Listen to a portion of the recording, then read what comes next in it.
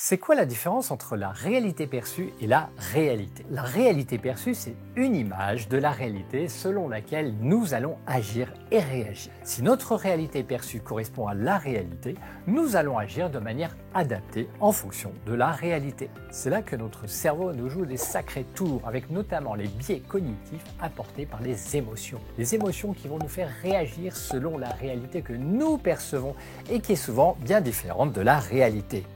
Exemple, prenons un pays qui fonctionne plutôt bien. La situation des ménages s'améliore chaque année de 4% après déduction de l'inflation. L'inflation justement est en baisse, le chômage est bas et le pourcentage de personnes vivant dans la pauvreté est en régression. Autrement dit, si on prend la réalité des chiffres, la situation est globalement bonne.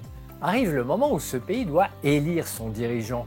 L'un des candidats explique que la situation est globalement bonne et qu'il faut continuer en ce sens. L'autre candidat annonce que le pays est en train de s'enfoncer dangereusement et qu'il est urgent de lui redonner sa grandeur. Urgent de lui rendre sa grandeur. Le pays en question est pourtant la première puissance économique mondiale et la première puissance militaire mondiale.